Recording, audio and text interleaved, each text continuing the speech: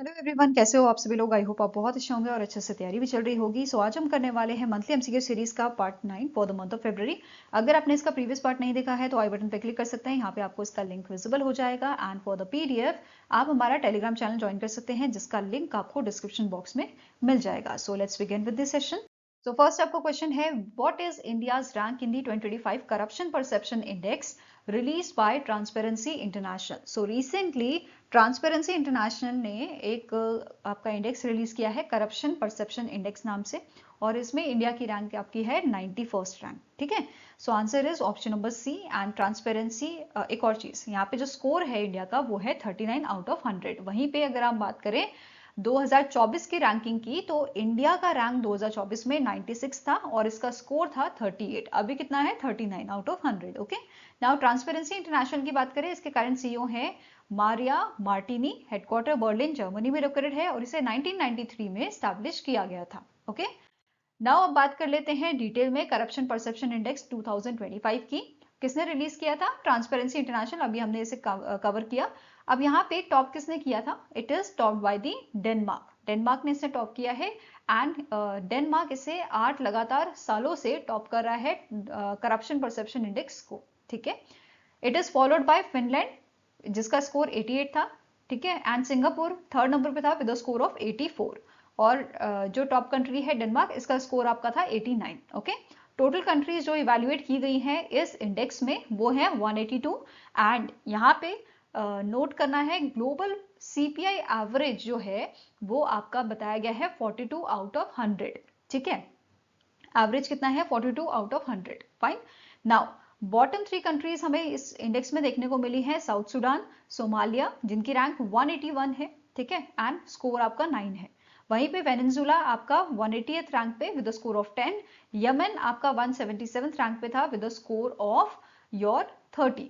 ठीक है, इसके अलावा एशिया पैसिफिक कंट्रीज की बात करें, जो जिनका एवरेज जो है आपका, ठीक है, जिनका करप्शन परसेप्शन इंडेक्स जो है वो एवरेज से कम है, जिसमें इंडिया शामिल है। अगर हम स्कोर की बात करें तो इंडिया का स्कोर कितना है? 39 और एवरेज कितना बताया गया है? 42। राइट, फॉलोड बाय और बांग्लादेश। ठीक है, इसका भी रैंक आपका कम है, एवरेज से कम है, 24 है। इंडोनेशिया का 34 है, पाकिस्तान का आपका 28 है। ठीक है, नाउ इसके अलावा नोट करना है, एज पर सीपीआई 2025 829 जर्नलिस्ट हमें 2012 से अगर हम बात करें तो 829 जर्नलिस्ट जो हैं उनका मर्डर हुआ है इन अ नॉन कॉन्फ्लिक्ट जोन। ठीक है, और more than 90% of these killings were happened in the countries जिनका सीपीआई स्कोर लोअर देन 50 है, जिसमें ब्राजील भी आपका शामिल है, इंडिया शामिल है, मैक्सिको, पाकिस्तान, इराक, ये सारे कंट्रीज आपके शामिल हैं। ठीक है, इसके अलावा यूके की बात करें तो इसकी रैंक आपकी 28 थी।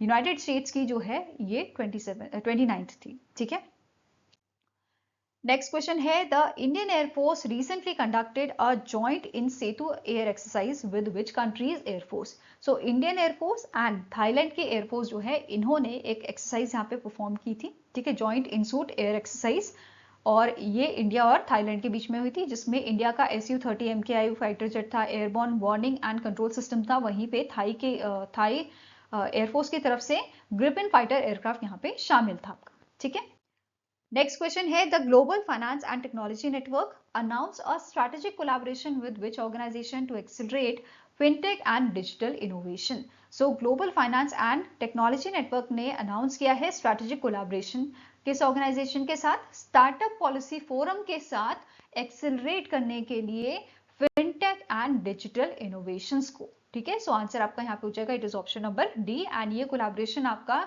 किया गया था Black Swan Summit India, Black Swan Summit India 2026, जो भुवनेश्वर ओडिशा में आपकी हुई थी। Okay, next is the department of post sign a 3-year renewable MOU with which organization to enable distribution of mutual fund product. So recently department of post का जो है एक MOU sign हुआ है 3 साल के लिए, किसके साथ?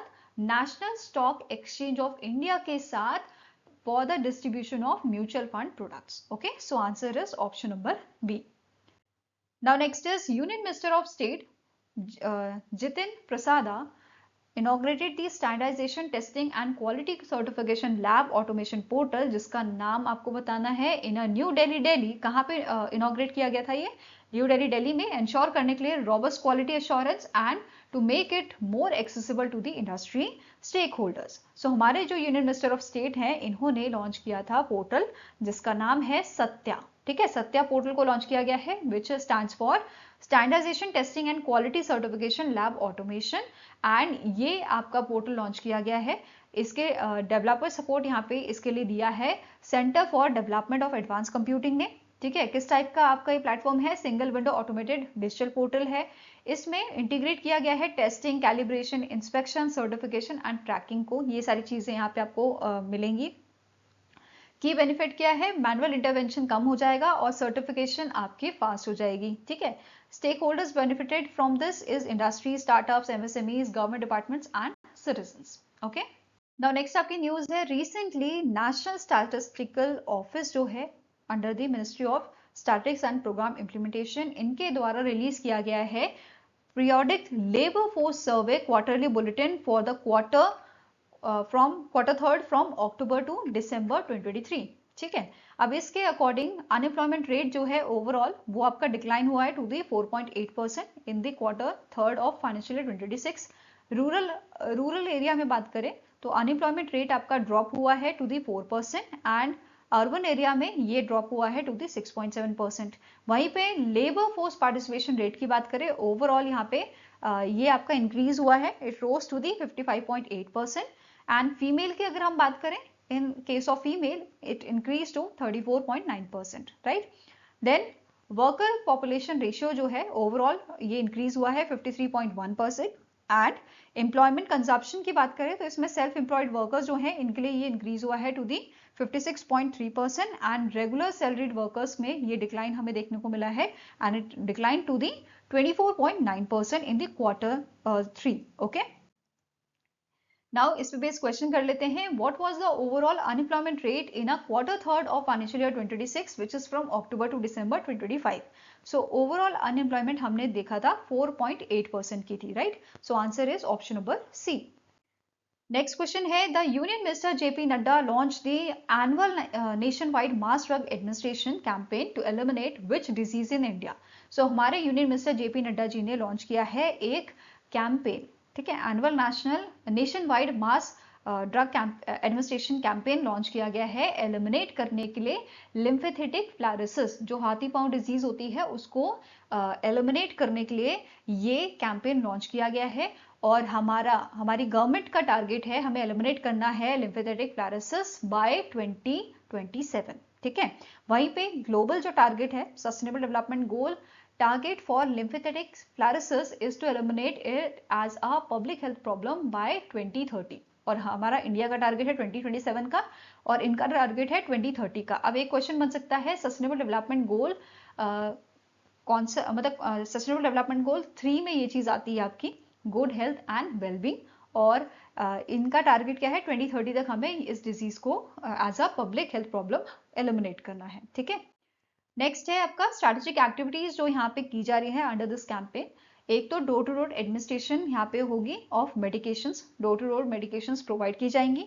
2 मेन रेजिमेंट्स यहाँ पे हमें देखने को मिलेंगे, डबल ड्रग रेजिमेंट जिसमें डाई इथाइल कार्बामेजिन सिट्रेट जो है एंड एल्बेंडाजोल जो है, ये दोनों ड्रग्स प्रोवाइड किए जाएंगे और ट्रिपल ड्रग रिजिम में आइवरमेक्टिन जो है वो ऐड कर दिया जाएगा। ठीक है, इन दोनों के साथ ये तीसरी दवाई भी यहाँ पे दी जाएगी। ठीक है, और यहाँ पे जो हेल्थ वर्कर्स हैं ये सुपरवाइज भी करेंगे कि जो मेडिसिन है वो पेशेंट्स ले रहे हैं कि नहीं ले रहे हैं और इंश्योर करेंगे compliance and reduce wastage. Okay, next आपका है news 12th international plastic exhibition conference and convention आपका हुआ था भारत मंडपम न्यू दिल्ली में एंड इसे इनॉग्रेट किया गया था जो दिल्ली की सीएम है रेखा गुप्ता जी द्वारा और इसका थीम था भारत नेक्स्ट। ठीक है, ऑर्गेनाइज किया था प्लास्ट इंडिया फाउंडेशन द्वारा and it is supported by department of chemicals and petrochemicals, ministry of commerce and industry and ministry of MSME द्वारा। एंड यहाँ पे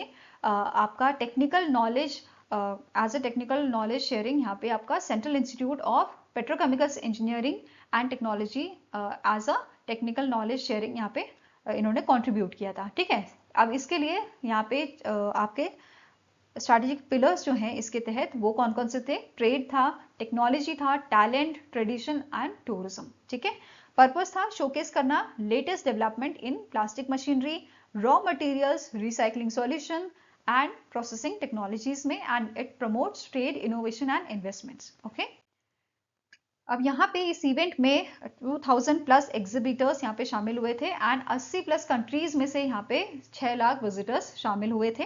ठीक है, एक्टिविटीज की बात करें तो यहाँ पे B2B मीटिंग्स हुई थी, networking, conference, knowledge sharing sessions यहाँ पे किए गए थे। इसके अलावा टेक्नोलॉजीज यहाँ पे हाईलाइट्स की गई थी, जैसे state of art plastic processing machines, ठीक है, advance automation and robotics with AI enabled solution, live demonstration यहाँ पे हुआ था कटिंग एज मैन्युफैक्चरिंग सिस्टम्स का। तो ये सारी चीजें यहाँ पे हाईलाइट की हुई थी। इसके अलावा कुछ यहाँ पे की इवेंट्स देखने को मिले थे, जैसे global CEO conclave, high level forum, ये आपका था CEOs का, लीडर्स का एंड पॉलिसी मेकर्स का। Then reserve buyer seller meet यहाँ पे था, B2B platform connecting Indian exhibitors with the global buyers. Then एक यहाँ पे रिपोर्ट रिलीज की गई थी, plastic industry status report, and it was release by the union minister Chirag Paswan. Then startup search initiative की बात करें तो ये ऑर्गेनाइज किया गया था IIM कलकत्ता इनोवेशन पार्क द्वारा, जिसमें प्रमोट किया गया था इनोवेशन ड्रिवन सस्टेनेबल सॉल्यूशंस को। एंड यहाँ पे 10 स्टार्टअप्स को 2 लाख का अमाउंट जो है एज अ अवार्ड यहाँ पे दिया गया है under the theme Bharat next.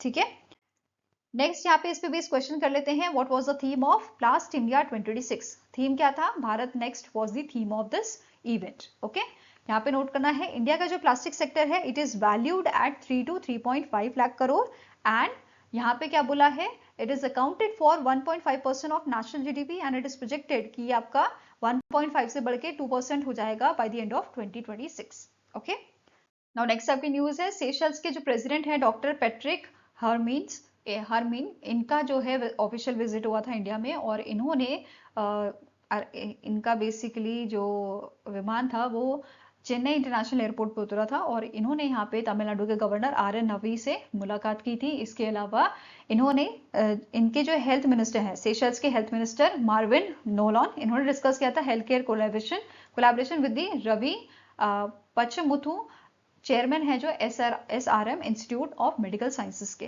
ठीक है, इन्होंने फिर बिजनेस एंड डिप्लोमेटिक एंगेजमेंट्स भी किए थे मुंबई में। ठीक है, regarding the governance, industry, coastal management and health, और फिर यहाँ पे इनकी बायलैटरल मीटिंग भी हुई थी यूनियन मिनिस्टर सर्बानंद सोनोवाल जी के साथ। ठीक है, मुंबई में डिस्कस करने के लिए maritime trade, blue economy and sustainable development की। ठीक है, आपके जो प्रेसिडेंट हैं इनकी, राइट। फिर इन्होंने हमारी जो प्रेसिडेंट है द्रौपदी मुर्मू जी, इनके साथ भी इनका जो है मीटिंग हुआ था, और यहाँ पे हमारी प्रेसिडेंट ने होस्ट किया था इनको एट दी राष्ट्रपति भवन। ठीक है, he also met the S Jaishankar ji, and they express support for India's maritime corporation framework in the Mahasagar. ठीक है, फिर इनकी बायलैटरल टॉक्स हुई थी PM मोदी जी के साथ हैदराबाद हाउस में, एंड यहाँ पे इन्होंने इनवाइट किया था PM मोदी जी को सेशल्स के 50th इंडिपेंडेंस डे सेलिब्रेशन में। ठीक है, as a guest of honour. इसके अलावा इंडिया और सेशल्स ने अडॉप्ट किया है joint vision for sustainability, economic growth and security through the enhanced linkage, और की पिलर्स इसके आपके देखने को मिलते हैं, sustainability, economic growth, security, enhance linkages, और कुछ MOUs भी यहाँ पे इन्होंने साइन किए हैं सेशल्स और इंडिया के बीच में, जैसे इंडिया का जैसे यहाँ पे हेल्थ के फील्ड में एग्रीमेंट साइन हुआ है, जैसे फार्माकोपियल कॉर्पोरेशन यहाँ पे साइन हुआ है। ठीक है, एंड फिर आपका मेट्रोलॉजी से रिलेटेड, जैसे इंडिया की मेट्रोलॉजिकल डिपार्टमेंट जो है इनका अग्रीमेंट साइन हुआ है सेशल्स की मेट्रोलॉजिकल अथॉरिटी के साथ। डिजिटल ट्रांसफॉर्मेशन के लिए जैसे इंडिया यहाँ पे शेयर करेगा digital public infrastructure experience with the Seychelles.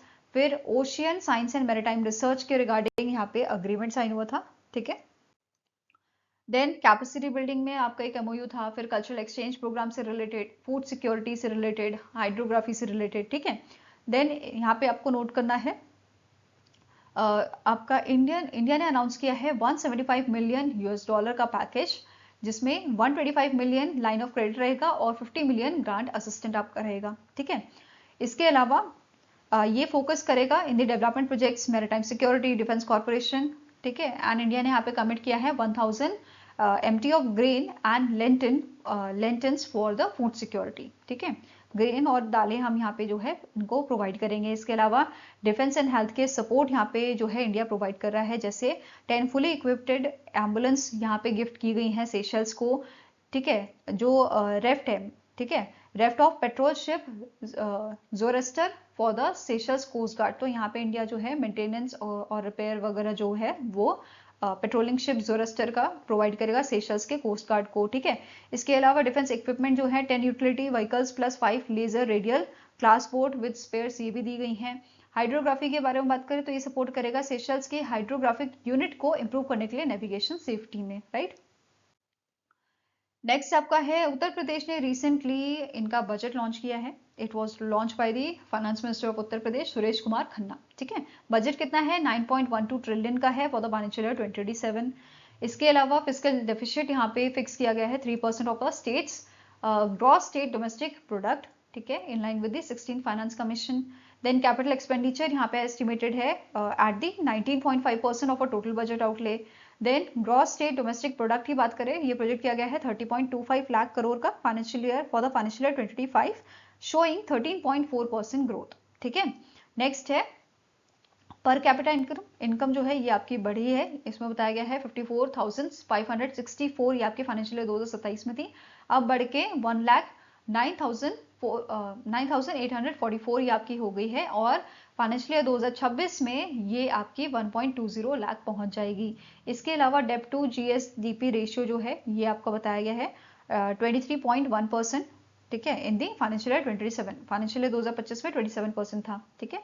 Then health sector की बात करें तो medical health and family welfare के लिए यहाँ पे अमाउंट एलोकेट किया गया है 37,956 करोड़ का। मेडिकल एजुकेशन के लिए 14,997 करोड़, मेडिकल कॉलेजेस के लिए जो स्टैब्लिश किए जाएंगे इन दी 16 under developed districts under the PPP model, okay. इसके अलावा स्कीम्स जैसे नेशनल रूरल हेल्थ मिशन के लिए 8,641 करोड़ एलोकेशन दिया गया है। आयुष्मान भारत प्रधानमंत्री जन आरोग्य योजना के लिए 2,000 करोड़, कैंसर इंस्टीट्यूट्स के लिए 315 करोड़, फ्री ट्रीटमेंट जो है इनक्योरेबल डिजीजेस के लिए 130 करोड़ का एलोकेशन दिया गया है। अर्बन एंड रूरल डेवलपमेंट के लिए एलोकेशन की बात करें तो अर्बन डेवलपमेंट के लिए 26,514 करोड़, रूरल के लिए 25,500 करोड़, ठीक है, और ग्रामीण के लिए 6,102 करोड़ का, ठीक है। देन इंफ्रास्ट्रक्चर की बात करें तो रोड्स एंड ब्रिजेस के लिए इतना अमाउंट है, टूरिस्ट साइट डेवलपमेंट के लिए 500 करोड़ का, इंफ्रास्ट्रक्चर एंड इंडस्ट्रियल डेवलपमेंट के लिए 27,000 प्लस का, इंडस्ट्रियल एरिया एक्सपेंशन के लिए 5,000, अटल इंफ्रास्ट्रक्चर मिशन के लिए 2,000 का एलोकेशन यहाँ पे दिया गया है। ये सारी चीजें आप यहाँ पे डिटेल में देख सकते हो, ठीक है। इसके अलावा एग्रीकल्चर एंड एलाइड सेक्टर की बात करें तो टोटल एलोकेशन 10,888 करोड़ की यहाँ पे दी गई है, जिसमें एग्री एक्सपोर्ट हब और सोलारिजेशन और डीजल पंप सेट भी शामिल है आपका, ठीक है। विमेन एंड चाइल्ड डेवलपमेंट के लिए एलोकेशन दी गई है 18,620 करोड़ की। फिर इसमें एजुकेशन की बात करें तो फ्री टैबलेट्स एंड स्मार्टफोन्स यहाँ पे प्रोवाइड किए जाएंगे, वर्थ 2,374 करोड़, इतनी एलोकेशन दी गई है। स्टैब्लिश किया जाएगा 3 यूनिवर्सिटीज को, एंड फाइनेंशियल असिस्टेंट यहाँ पे प्रोवाइड किया जाएगा फॉर द डॉटर्स मैरिज, जो 50,000 पहले दी जाती थी, अब 1 लाख दी जाएगी, ठीक है। इसके अलावा अदर सेक्टर जैसे आईटी एंड इलेक्ट्रॉनिक्स में 2,059 करोड़ का, एनर्जी सेक्टर में 65,926 करोड़ का एलोकेशन है, रिन्यूएबल एंड एडिशनल एनर्जी के लिए 2,104 का, एमएसएमईज के लिए 3,822 करोड़ का। ऐसे ही CM youth entrepreneur development scheme के लिए एलोकेशन रहेगा 1,000 करोड़ का, सरदार वल्लभ भाई Patel employment and industrial zone के लिए 575 करोड़ का, एंड हैंडलूम एंड टेक्सटाइल के लिए 5,041 करोड़ का एलोकेशन यहाँ पे बताया गया है। इसके साथ ही की अनाउंसमेंट यहाँ पे किए गए हैं कि new and emerging technology mission आपका लॉन्च किया जाएगा, ठीक है। फिर स्टैब्लिशमेंट यहाँ पे आपका होगा data authority and 8 data centre parks का 900 मेगावाट कैपेसिटी के, और यहाँ पे लॉन्च किया जाएगा आपका एआई मिशन एंड टेक युवा समर्थ युवा योजना, ठीक है। अब यहाँ पे एम्प्लॉयमेंट की बात करें तो CM youth self employment scheme launch की जाएगी, and expansion of skill development centres under the PPP with a dedicated centre for women's. Export की बात करें, एग्रीकल्चर एक्सपोर्ट हब्स जो बूस्ट करेंगे फार्मर्स इनकम को, ये भी आपके यहाँ पे इंक्लूड किया गया है। नाउ नेक्स्ट क्वेश्चन है, the government of Kerala has launch Stree Suraksha scheme to provide financial support to unemployment women and transgender women. Under this scheme, what is the monthly pension amount provided to the eligible beneficiaries? तो स्त्री Suraksha scheme यहाँ पे launch की गई है Kerala government द्वारा, जिसका main M क्या है, ये पेंशन बेसिकली प्रोवाइड करेंगे, फाइनेंशियल सपोर्ट बेसिकली प्रोवाइड करेंगे unemployment women and transgender women को। ठीक है, इसमें कंडीशन क्या है कि जो बेनिफिशियरी है वो केरला से बिलोंग करने चाहिए और उनको यहाँ पे 1000 का अमाउंट जो है वो फाइनेंशियल असिस्टेंट जो है वो प्रोवाइड किया जाएगा। ठीक है, इसके अलावा इसका मेन एम क्या है ये तो हमें पता चल गया, फाइनेंशियल सपोर्ट प्रोवाइड करना। ठीक है, विमेन एंड ट्रांसजेंडर्स को।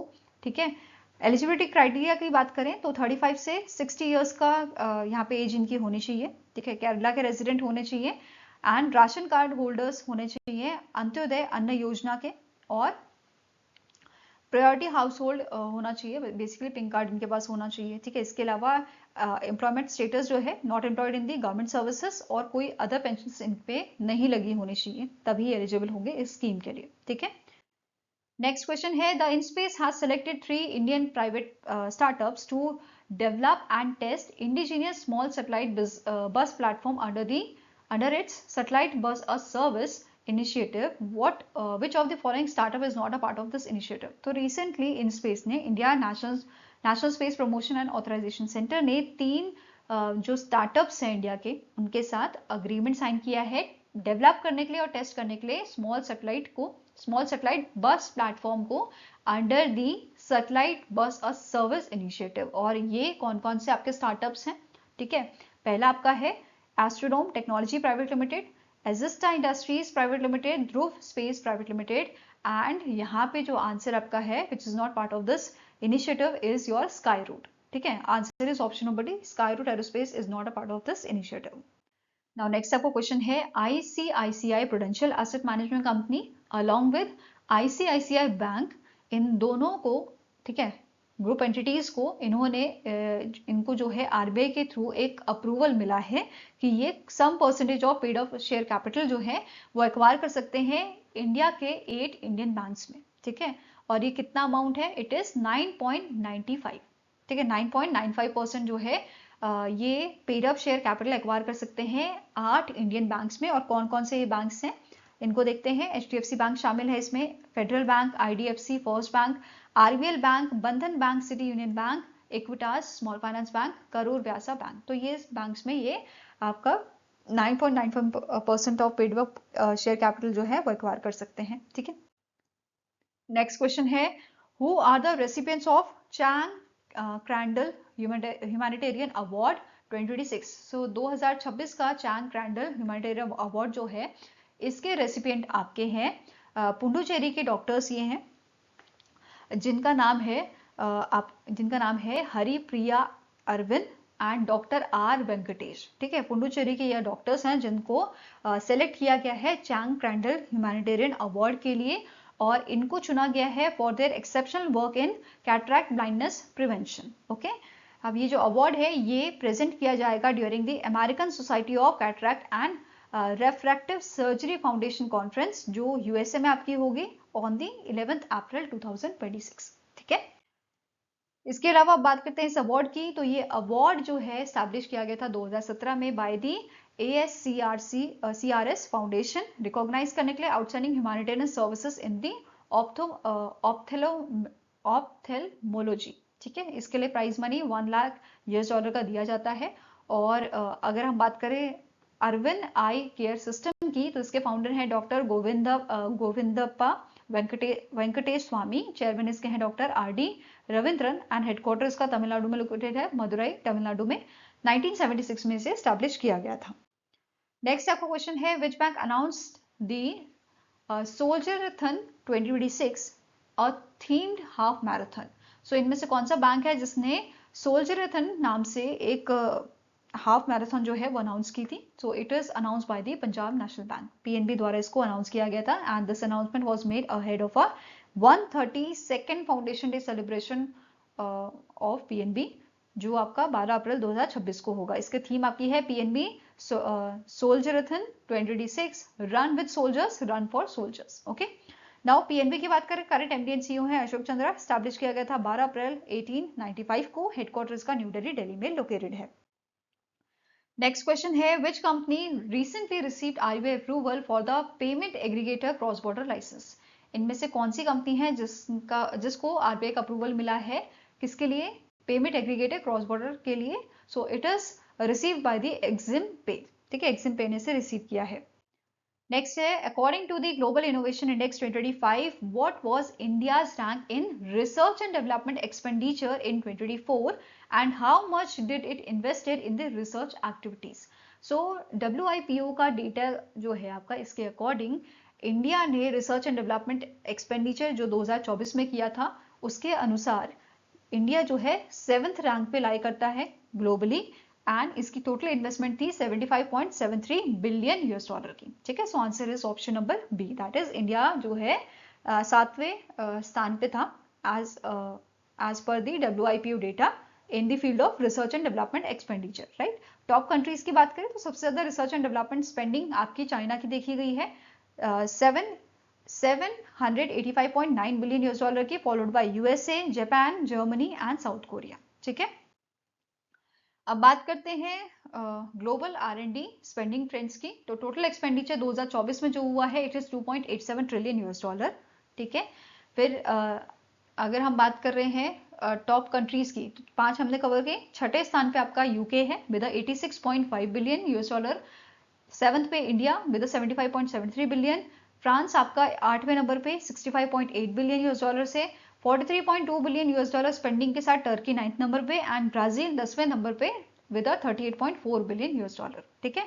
रीजनल डिस्ट्रीब्यूशन की बात करें 2024 में, तो एशिया जो है, एशिया ने अप्रोक्सीमेटली 45% यहाँ पे जो है ग्लोबल रिसर्च एंड डेवलपमेंट का खर्च किया है, followed by north America 28%, Europe ने 20% किया है, सेंट्रल एंड सदर्न एशिया ने approximately 3.25%, south east Asia Oceania ने अप्रोक्सीमेटली 42%, ठीक है। एंड नावा एंड सब सहारा अफ्रीका में ग्रोइंग शेयर्स यहाँ पे देखने को मिले हैं। लेटिन अमेरिका एंड कैरेबियन में यहाँ पे डिक्लाइन देखने को मिला है अप्रोक्सीमेटली 3% का, ठीक है। मतलब 3% ये 2000 में था, अब ये इंक्रीज इनका जो शेयर है बेसिकली स्पेंडिंग जो है वो लेस देन 2% हो गई है 2024 में, ठीक है। अब बात करें WIPO की, वर्ल्ड इंटेलेक्चुअल प्रॉपर्टी ऑर्गेनाइजेशन की, इसके डीजी हैं डरेन टांग, ठीक है। टैंग हेडक्वार्टर है जिनेवा स्विट्जरलैंड में, एस्टैब्लिश किया गया था 1967 में, ओके। नेक्स्ट अब वो क्वेश्चन है, DRDO sign a agreement with which organisation to jointly undertake research and development activities? So DRDO ने आपका अग्रीमेंट साइन किया है, आपका जो है एक कोलैबोरेशन की है, ठीक है। किसके लिए? Jointly undertake research and development activities with which institution or organisation? So it is your council of scientific and industrial research, CSIR के साथ इनकी जो है अग्रीमेंट साइन हुए हैं, ठीक है, रिसर्च एंड डेवलपमेंट एक्टिविटीज के लिए, ठीक है। जो रिसर्च है ये प्राइमरीली टारगेट करेगा हाई एल्टीट्यूड सर्वाइवल इंस्ट्रूमेंट्स के लिए, human performance restoration of grid energy system and waste management in challenging high altitude territories, ठीक है। अब यहाँ पे जो अग्रीमेंट है ये स्पेसिफिकली इन्वॉल्व करेगा defence institute of physiology and allied sciences जो DRDO की लैब है, and CSIO central scientific instrument organization को, ठीक है। नेक्स्ट क्वेश्चन है, the Indian national science academy sign N MOU with which organisation to promote collaborative activities in science communication and evidence based science technology and innovation policy research? तो इनमें से कौन सी organisation है, ठीक है, जिसके साथ ये अग्रीमेंट साइन हुआ है, ये MOU साइन हुआ है इंडियन नेशनल साइंस अकेडमी का?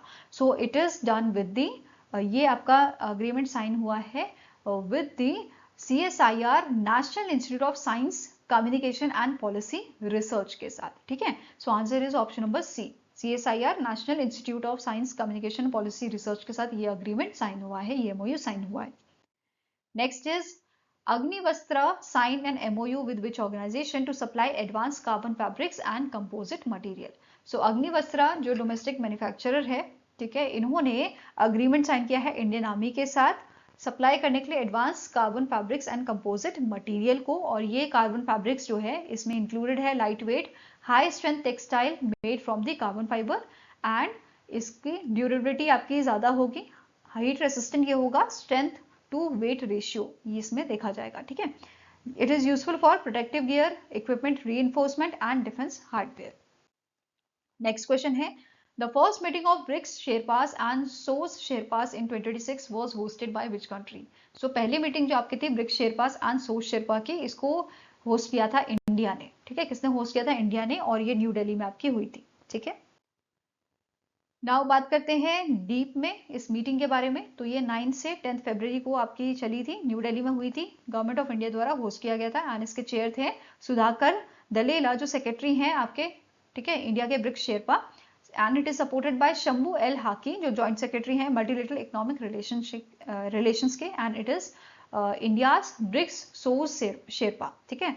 पार्टिसिपेंट्स की बात करें तो BRICS sherpas and senior officials यहाँ पे शामिल थे, Brazil, Russia, India, China, South Africa, इसके अलावा Egypt, Ethiopia, Indonesia, Iran, Saudi Arabia, UAE इसमें शामिल थे। इसकी थीम आपकी थी building for resilience, innovation, cooperation and sustainability, ठीक है। प्रायोरिटी एरियाज यहाँ पे थे कॉर्पोरेशन को लेके, हेल्थ में agriculture, labour and employment, disaster risk reduction, environment and climate change, energy and innovation, ठीक है। इसके अलावा नोट करना है इंडिया जो है ब्रिक्स समिट चेयर करेगा 4th time in the 2026, and इससे पहले 2012, 16 और 21 में हमने जो है ब्रिक्स समिट होस्ट की है, ठीक है। नेक्स्ट आपकी न्यूज है, मिनिस्ट्री ऑफ होम अफेयर्स ने इशू किया है कॉम्प्रिहेंसिव गाइडलाइन स्टैंडर्डाइज करने के लिए official protocol for rendering Vande Mataram, ठीक है, at the government and public places. तो वंदे मातरम को लेके कुछ गाइडलाइंस आपकी रिलीज की गई हैं, जैसे यहाँ पे क्या बोला है, ऑफिशियल वर्जन जो है विच इंक्लूड 6 स्टेंजा, ये आपके शामिल किए जाएंगे, और मतलब अब 6 स्टेंजाज हम गाएंगे, पहले 2 स्टेंजाज हम गाते थे, ठीक है। अप्रोक्सीमेटली इसकी ड्यूरेशन 3 मिनट 10 सेकेंड्स की बताई गई है, फाइन। सीक्वेंस प्रोटोकॉल, अगर national song and national anthem जो है दोनों ही अगर परफॉर्म होने हैं तो पहले नेशनल सॉन्ग आपका जो है गाया जाएगा, ठीक है। ओकेजन्स फॉर परफॉर्मेंस, कहाँ कहाँ पे नेशनल सॉन्ग को गाया जा सकता है, सिविल इन्वेस्टिट्यूर सेरेमनीज में, अराइवल एंड डिपार्चर जो होगा प्रेसिडेंट, गवर्नर, लेफ्टिनेंट गवर्नर्स का एट अ फॉर्मल फंक्शन, ठीक है। It is immediately before and after the president's address broadcast on all India radio and television, ठीक है, and during the bringing of national flag और parade और other occasion specified by the government of India. तो ये सारी चीजें बताई गई हैं। इसके अलावा मास सिंगिंग कहाँ पे हो सकती है, कल्चरल एंड सेरेमोनियल इवेंट्स में, ठीक है, involving national flag unfurling, okay. Protocol क्या बोली है कि जब भी वंदे मातरम गाया जाएगा तो हमें अटेंशन की मुद्रा में खड़ा होना पड़ेगा, ठीक है, खड़ा होना होगा, okay. Exception, standing is not mandatory if it is a part of a news reel और a documentary, right. Band performances जो है, अगर बैंड परफॉर्मेंस के साथ वंदे मातरम गाया जा रहा है तो उन्हें सिग्नल पहले देना होगा इंडिकेटिंग कमेंसमेंट, ओके। स्कूल्स की बात करें तो एजुकेशनल इंस्टीट्यूट को एडवाइस किया गया है they will begin a day with the community singing of Vande Mataram, and इसका मेन एम क्या है, रिस्पेक्ट करना national anthem and national flags को अमंग्स द स्टूडेंट्स, ठीक है। वंदे मातरम की बात करें तो इसे लिखा गया है बंकिम चंद्र चट्टोपाध्याय द्वारा, ठीक है। कंपोजिशन की बात करें Sanskritized Bengali, blending classical Sanskrit vocabulary with a Bengali style, ठीक है। देन पब्लिकेशन जो है फर्स्ट पब्लिश किया गया था 1882 में इन अ नॉवल आनंद मठ, ठीक है, आनंद मठ में इसे पहली बार पब्लिश किया गया था, and it is perform by Rabindranath Tagore at the 1896 Calcutta session of a Indian national Congress, ठीक है। ऑफिशियली अडॉप्ट किया गया था national song by the constituent assembly on 24 जनवरी 1950 को, ओके। नेक्स्ट आपका यहाँ पे क्वेश्चन करते हैं इस पे base, consider the following statements about the new guidelines for Vande Mataram. So पहले ही आपकी स्टेटमेंट क्या बोल रही है, the approved version includes all 6 stanzas, total duration 3 minutes 10 seconds की, earlier only the first 2 stanzas were commonly performed at official functions, ठीक है। नेक्स्ट है whenever both the national songs and national anthem are perform together Vande Mataram must B rendered first. So ये सारे correct है, तो answer क्या हो जाएगा, it is option number D, that is 1, 2 and 3, 1, 2, 3 and 4 are correct, ठीक है। नाउ नेक्स्ट आपको क्वेश्चन है, India sign a bilateral social security agreement with United Kingdom of Great Britain and Northern Ireland, the agreement primarily focus on which aspect. So recently India और UK के बीच में agreement sign हुआ है जो focus करता है social security contributions for the cross border workers, ठीक है।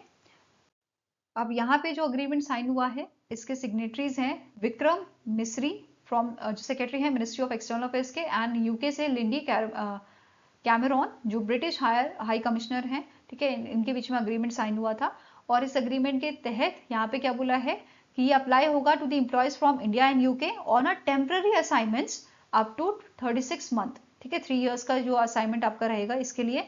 Workers on a short term assignment will not be required to pay social security contribution in both countries, ठीक है। अब यहाँ पे सर्टिफिकेट ऑफ कवरेज की क्या बात है कि यहाँ पे चाहिए होगा सर्टिफिकेट ऑफ कवरेज, ठीक है, क्लेम करने के लिए exemption from the dual contribution. Indian workers obtain करेंगे certificate of coverage from the EPFO employees provident fund organisation से, ठीक है, and UK workers similar process से गो थ्रू होंगे फ्रॉम देयर अथॉरिटीज, ठीक है। नेक्स्ट आपकी न्यूज है, रिसेंटली मिनिस्ट्री ऑफ कॉर्पोरेशन द्वारा लॉन्च किया गया है white revolution. Ministry of corporation के मिनिस्टर कौन है अभी? अमित शाह, ठीक है, यूनियन मिनिस्टर अमित शाह। अब इन्होंने लॉन्च किया था व्हाइट रेवोल्यूशन 2.0 को। इसका मेन ऑब्जेक्टिव क्या है? कोऑपरेटिव कवरेज जो है डेयरी सेक्टर्स की, जनरेट करना मिल्क, जनरेट करना जॉब्स और स्ट्रेंथन करना विमेन एम्पावरमेंट को, ठीक है। की टारगेट क्या है कि हमें मिल्क प्रोक्योरमेंट बढ़ाना है by the dairy cooperatives by 50% over the next 5 year, next 5 सालों में 50% बढ़ाना है और टारगेट है 1007 लाख kg पर डे का bye 2028-2029, okay. It will raise India's share in a global milk production from 1/4 to 1/3 by 2030, okay. दो prolonged strategy है, expand करना coverage of dairy cooperatives into a uncovered areas और strengthen करना आपका existing cooperatives को in a organized sector, ठीक है। की activities यहाँ पे जो की जाएंगी, establish करना और strengthen करना 1.2 लाख dairy cooperative societies को, ठीक है, multipurpose primary agriculture credit societies को, ठीक है। नेक्स्ट है लिंक करना कॉपरेटिव्स को with a new and expanded milk routes, ठीक है, प्रोवाइड करना इंफ्रास्ट्रक्चर जैसे automatic milk collection units, testing equipments, bulk milk coolers को, ठीक है। फंडिंग की बात करें तो ये एक्टिविटीज जो है it will be funded under the national dairy development programme 2.0 of a department of animal husbandry and dairy and implement किया जाएगा as per the departmental guidelines, ठीक है। की प्रपोजल है एस्टैब्लिश करना 75,000 न्यू डेयरी कॉर्पोरेटिव सोसाइटीज को इन uncovered areas, ठीक है, और स्ट्रेंथन करना 46,422 एग्जिस्टिंग डेयरी कॉर्पोरेटिव सोसाइटीज को इंप्रूव करने के लिए मार्केट एक्सेस, इनकम और न्यूट्रिशन को, ठीक है। इंप्लीमेंटिंग एजेंसीज जो हैं ये आपकी रहेंगी department of animal husbandry and dairying, national dairy development board, state dairy federations, ठीक है। इसके अलावा विमेन्स की बात करें तो अराउंड 70% ऑफ वर्कफोर्स जो है in dairy farming are women, but इनका कंट्रीब्यूशन जो है ये अननोटिस्ड है, ठीक है। तो इनका एम क्या है? इसको नोटिस में लाना, right. And by setting up dairy cooperative societies in every uncovered panchayat और village, the initiative aims to empower women by integrating them into organised cooperatives, ठीक है।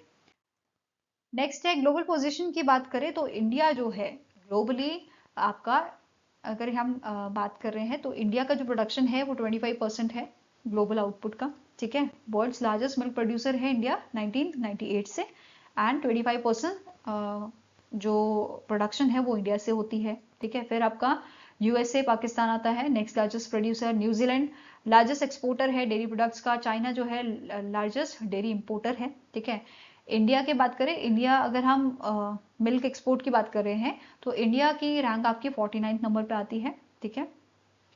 इसके अलावा टॉप मिल्क प्रोड्यूसिंग स्टेट्स की बात करें एज ऑफ 2025 तो उत्तर प्रदेश में सबसे ज्यादा मिल्क प्रोडक्शन आपकी होती है, ठीक है।